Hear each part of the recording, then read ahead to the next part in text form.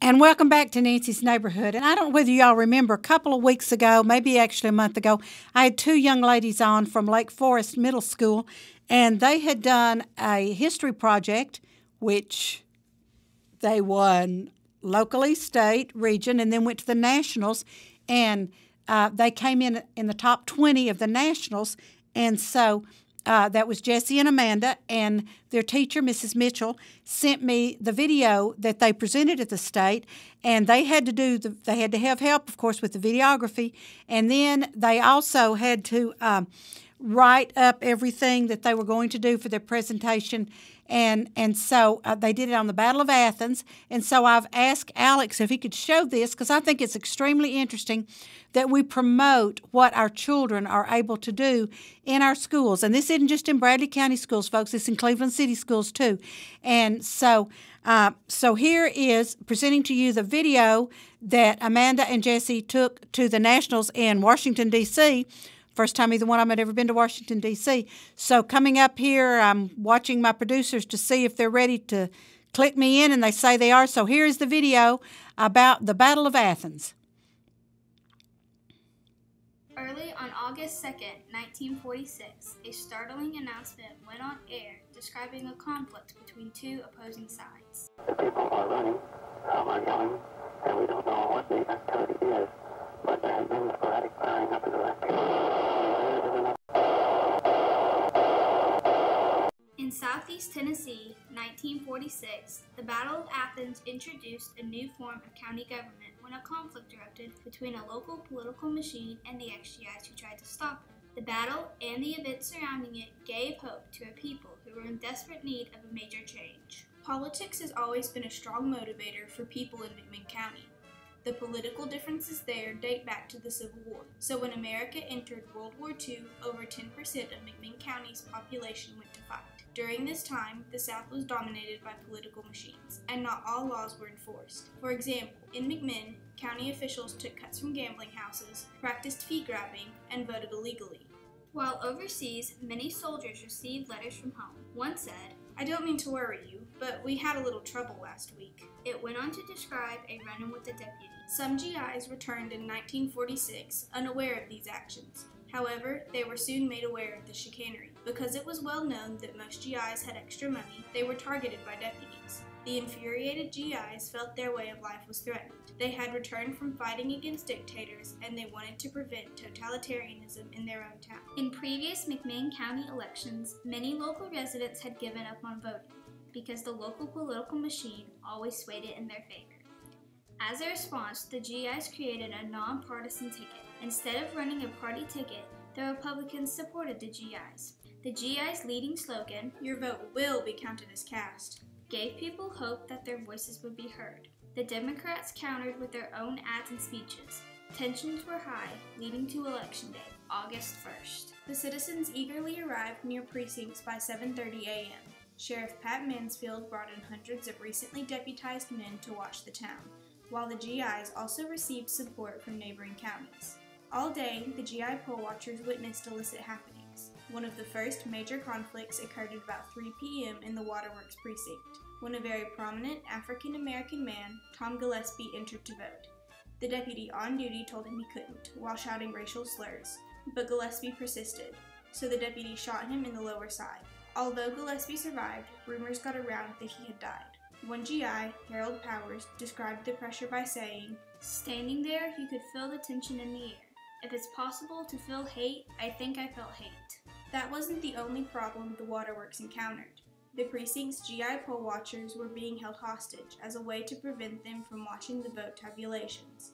The citizens outside wanted a compromise, the ballots for their GIs, but the Democrats did not comply. When there was a momentary distraction, GIs Scott and Vestal broke through a window to escape. This resulted in the polls being closed early.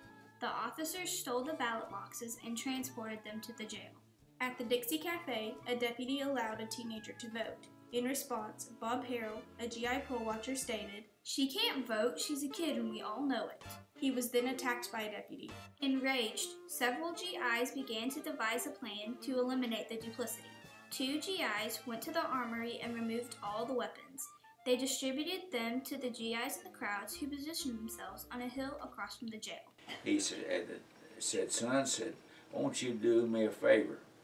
Go down and be sure there's not any deputies in those. Well, I got up to go and two of my friends. So we go down, we slip around behind the cars and look, we're very careful. Nobody's in the cars. We start back. We made a classic mistake, almost a fatal mistake. We got to the last car, and it was about as far from where the last car was to where we could get behind some wall there. So we thought we were free, nothing was going to happen. So when we got to that last car, we just stood up, casually started walking. Well, somebody opened up from the jail. I got 9 buckshot in that left side of my face. The GIs returned fire. This was the advent of a 6-hour-long shootout, although only about 45 minutes were stayed. One deputy reacted by saying, "We were very lucky, because them bullets were coming in thick and fast." Around 2 a.m., Meigs County GIs imploded the front of the jail with dynamite. The deputies inside surrendered. As one was being led away, his throat was cut by an angry citizen, but he survived. In the hours after the battle, a mob assembled and vandalism erupted in the streets. How any people could have changed from lifelong friends within a few hours into a bloodthirsty mob yelling for our lives is something I will never understand if I live 1,000 years, said Sheriff Mansfield. At about 4 a.m., the guns, cleaned, were returned to the armory. Despite newspaper reports, no one was killed in this conflict, but many were injured. One GI stated, "It was an unlawful act that turned out right, but it's not something I'd recommend if it ever happened again." For 3 days, McMinn County ran independently from state and country. Sheriff Mansfield resigned and an interim commission was elected. After it was over with, one of the great things that came out of it was the Good Government League, that the men that were involved in the GI party came together and realized that there was a problem with the way the sheriff did business, the way that local government operated, some of the state laws, and so they came up with a new form of local government in Tennessee, where we had our local government was the county court system that was made up of justices of the peace that were elected throughout the county, and then out of that group of men, they elected a county judge, and he was like the administrator of the county. But the problem was, it was every form of government balled up into one. It was your executive, your judicial, and your legislative branch of local government, but it was all in one body. And so that was fine when Tennessee was still a frontier state, but as commerce and time had passed, it became out of date. And so after the Battle of Athens, they came up with this new county council and county administrator form of government, which is what we have today in our county commissions and county executive or county mayor form of government. After the ballots were officially counted, GI Knox Henry was sworn in as sheriff, and the other GI candidates were also sworn in. These men, among others, set up the Good Government League, or GGL.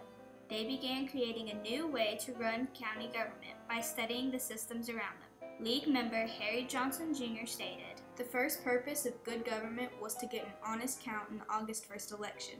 That might be termed the first milestone, because we've done that. We hope to set up an organization that 25 years from now will be demanding the same good government practices." The changes made by this new council-manager form of government were listed in the Private Acts, which were signed by Governor McCord on February 24, 1947. As a result, local machine politics were stopped, and the method was studied throughout the nation by other counties wanting revision.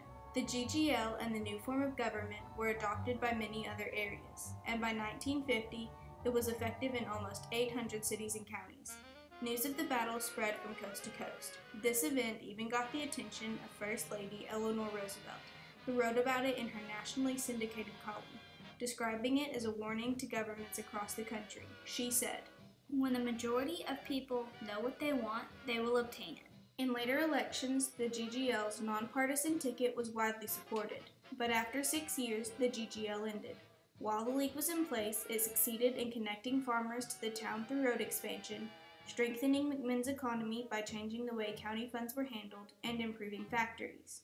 Even though the council-manager form of government was contested in court, it continued for another 30 years.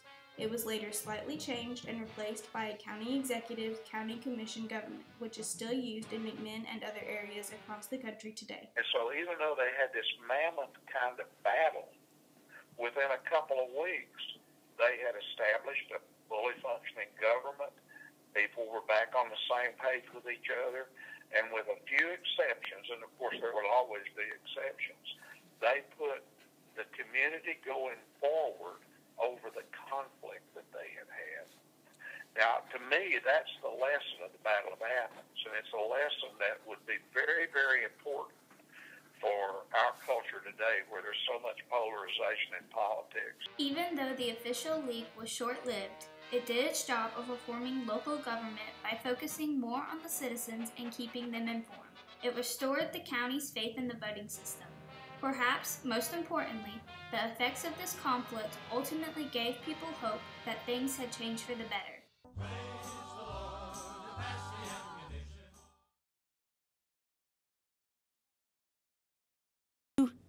I guess fifth graders, because that would be sixth graders at Lake Forest Middle School. So that's all the work that they put into that. And, of course, being a native of Athens, that's always been something that I've been interested in. The last speaker there, Steve Byram, was president of my graduating class at McMinn County High School. And Harold Powers, Prof. Powers, was my principal. And, and Joe Guy, the county sheriff, I taught in second grade. So that's a little inside track. And then my dad, George Painter, was one of the GIs that ran and was elected on the nonpartisan GI ticket. So, girls, I think y'all did an excellent job and got to go to Washington, D.C. So now that I've shown you that, I'm going to take another little commercial break, a brief one, and then I'll come back with some news and some updates of things that are happening. So don't go away. Watch our commercials, support our sponsors because they pay our bills, and we'll be right back.